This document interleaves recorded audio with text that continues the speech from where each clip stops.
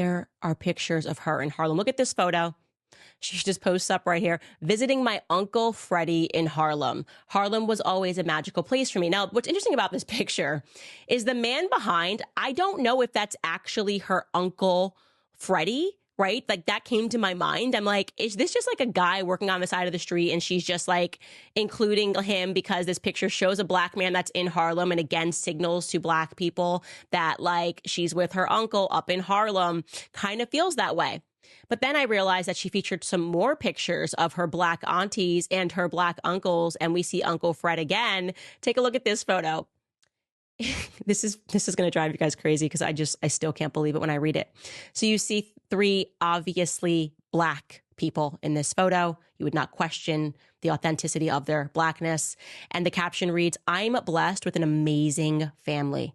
I'll never be able to thank Auntie Chris, Uncle Freddie, and Aunt Mary enough for their constant encouragement and support. They always showed up for me, as they did here at a campaign event for my DA's race that we held at a San Francisco, you guessed it, jazz club, because, hey, we're talking Harlem, we're talking black people, we're talking afros. Let's also post a picture of you in a jazz club with your aunties and your uncles. And like black people will just accept that you only have all these photos because you're like super black."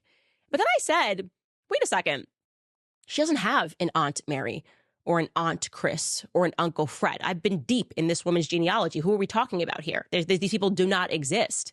And I said, is it possible that like somewhere in the book that she's alleging, probably assuming that no one is going to actually read through, she acknowledges that these aren't her real aunties and uncles? And the answer is yes, my friends. There's a passage about Aunt Mary and Uncle Freddie in this book, The Truths We Hold, which is really just the greatest trick ever played on Black America.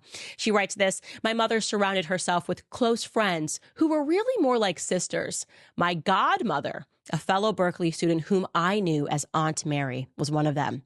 They met through the civil rights movement that was taking shape in the early 1960s and was being debated and defended from the streets of Oakland to the soap boxes in Berkeley's Sproul Plaza.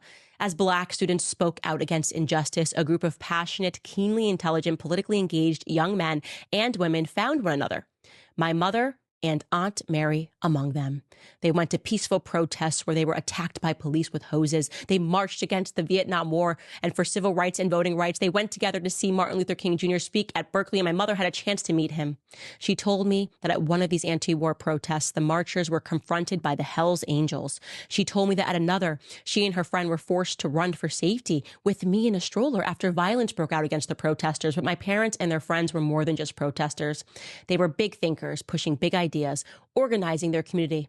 Aunt Mary, her brother, my Uncle Freddie, my mother and father, and about a dozen other students organized a study group to read the Black writers that the university was ignoring." So you guys,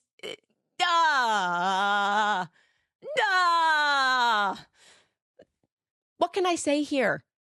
I am being reduced to sound effects. She wrote this book and she starts the sentence with her family. She's visiting her family in Harlem. This is maybe she wrote, "I have the best family," and shows multiple pictures of an Uncle Fred that isn't her Fred. Why did she do this? It's not her uncle, okay? It's just not her uncle. It's her mom's friend.